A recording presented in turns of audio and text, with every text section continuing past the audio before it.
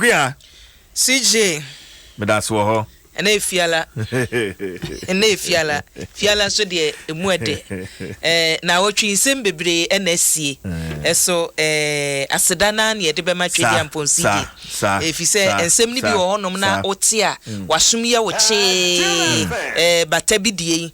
Ene nnura ni esi wo awohia nya akwan no so ukwa mu obabi. Anwanwasem.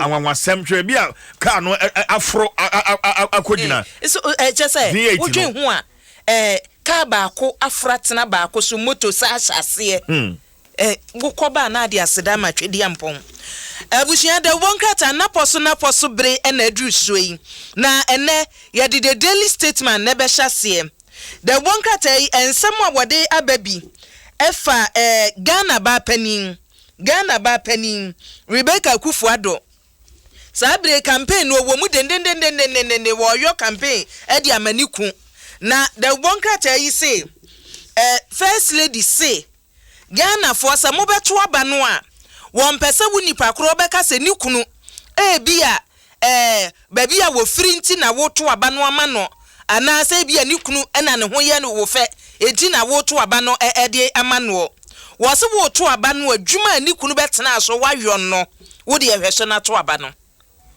hweso na to aba na bisa se niku mampani na nado dankwa Akufuado ba no ensem ben wo kan ye bohye ben wo digu fam emudodo sen ene watumi adi so eti wo a emfie nan ena Ghana for medical dia manwo emfie nan no se wuchichem ebere ye oba ye wodi be yi asofo ye oni wo ye adwuma ene ba bi odi aduro na wo hwe na so wani a gina so na to aba no ema mampani CJ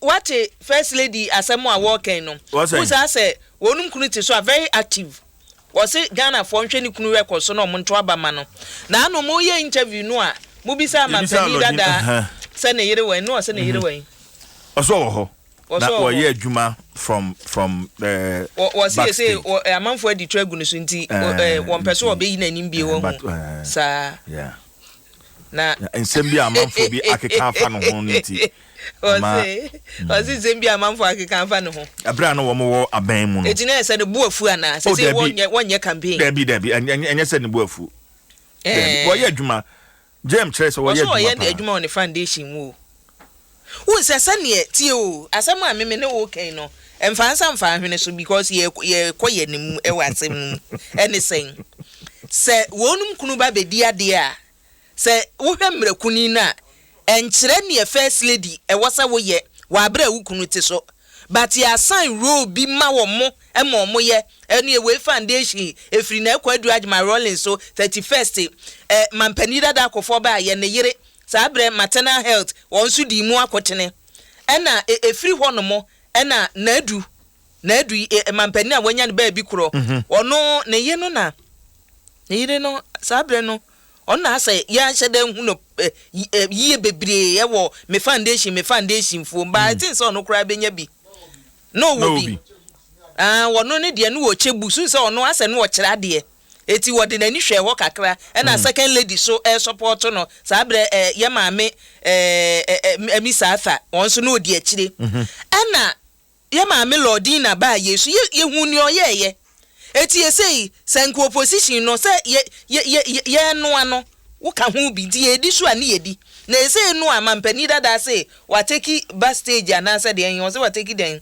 eno ano aka no na wo se omowini a obeba ba ye na adwuma ni biewa na se sen eno ho di answer o CJ sire ye ni ambre ye kan sem di answer no de ma wa eguade na abeze ohu o me say asem no so wan hya se mfiri ba bia wuntimi sipo di answer ne de ma wo the way sisire mani nya ho megya kura me nka bio me matoroto me so me buafu ma take backstage me so me buafu sa na say ye be kono Emmanuel Ajay was everyone good morning. I like how you say Friday in Chi from your brother. Oh, if you are yet then ya oda china de beche e no sa no si je on se china won so ntem etu oda tim se o chamin so ntem wo so ne me de boy na so wo de ne yakwasi ada wo kwasi ada nko a kwasi ada nko a yo eno so kura ye na si je wunim da bonka tai ni ode ba ye bi no wo wi enu asan de foforo so aba ha sei yesi kani DC baako ene wo se abanyi betena aso no wonya hwe kura no wo se ambulance ne die aboa wo se na anu onu ankasa nim ena card pawu okada ni bi na emirika ambulance ni di dru wo ebe fa wo kada ni no ene wo hu se da bi ade no enya adwuma we die aye adwuma na we ye former DC ya chese mfimfini mantemu ena no wo ene wo chese adwuma amampani ba ye wa ye ba ko pewi de obebo na ba so ohu no ye NDC DC o ba wo hu se ba ko we de ye ene wa ba bonten ya former district chief executive officer no wo Aguna East Dr. Martin Luther Obeng ena wo se wo bo aban na ba so eti statement de ye ode ababi no na CJ yemfa daily guide na asem ewom no hu se omu ekokum yesusu se okokum emrashe bedwani infanteman wonso omo chi omo den esi ayensia yep aye 6 na 6 na aye ne nchiremu nie wonim se yesi omo di samoni ni wie ye no ba kofa emrashe bedwani ne phone sesei kwanyo omo fa so eye ansa na omo ku ni nyina no prosifo na hyase de ba ewo omo ma update za mo se wo mu kwatom na hye bedwani no wo hono mo a se na omo robo se na omo ye den no omo demand sika from him ansa na omo gi sika kuno enra kwam se me hu Adom online story bia na HSA MP no kra ye se mo me yankofie na sika hye me hu no kra na bia ensomo a na fe me kofa bi nkam ho na eja munja me nkwa emfa ma me ni na anya adwuma ya chi foforo ya chi abantie baako ono rasta we travel rasta say ye ja abodwese na wode ahoma bia sen ni kom enyo unya daily guide a na nim say twa ase baako fo kwan woda say ubetumi ehu ono so akamo na daily guide ase yen share dansi sudua se wono en wadi awu niti wakata na nim kakra esu hu so watwa mpese ewo ha asonda no abu akum omanfo wo se wa hu se wo yoba enti nim se sa nkomo we be interest wo se ye ma emma position meche leadership positions bia ayana akoye se wontime nye ena wa yoba ena onhu sa niema no ewo ho na mamenti sa nkomotwetwen emfiri ho na afei manyane ntie se vice presidential running mate for the NDC Professor Jina Opoku Agyeman wone emma bi behiem na afei womatwetwen koma women empowerment yes eno ho adwuma yes eno o masha ase yes ko so na ade bi fam hwenu machiro meba mamenko ahoma no so na afei mini anti na koshi or secretary for National Council on Early Childhood Care and Development Centers Ghana meneno en twetwen enkomo Antina good morning Adom FM apombo ko de nyame adom bibia boko ya da nyame ase o wakoya obey ene sa dwumadi asisi a me boss we bia na po betimi aboa na fei wa share your experiences as a woman in your community ana adwuma wuye mu ama wenhu se esese ma womu role a womu play in leadership no yeshemu kena obetimi share your experiences kakra Antina yo me da se pa me tie fo nyina na mi amekani say me early childhood council secretary yeah private practitioners na every say ya dis ahunya no ma me no associations nine early childhood ejuma no ye nyina ye council ejuma ya de share yensa no ya yetumi ehu ni say emma ene ye edodo se uhwe Ghana hakra na information what hot say Ghana population and by 49.32%. Yeah, those one kasa. We find koda in my income way among women. Na so usha ye wa how bebre wo ye dwumemu. Say your name of ye dwuma as a council. Na utumi hu say Emma ewo ahonkeka ewo abadaye ewo adoye na oba ye bibia oyi ne yam eye ne ye yenka se mema enya ade mema ya ade bamba bebre ekoka mema ne ho a ena mpuntu ankasa beba ye meyimu nti mimi susu se oba oja ade wo ne awafia ne nimdie mu no udi ni jina pempenso bi a ohwema ne ye. Right. Enti den pa na wo hwe ni mu san komotwetwe a eba bekoso Professor Gina no Poku Agima any emma efa leadership roles are as I say one more play what are your expectations Antina?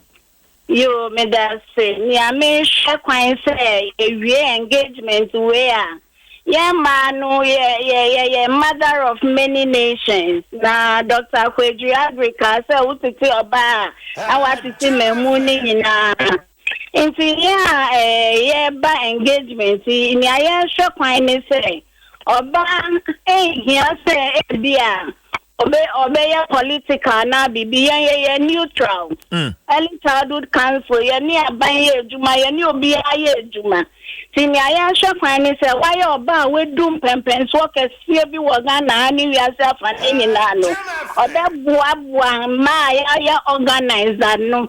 Na ya capacity building programs. Aya shakwane ya be facto.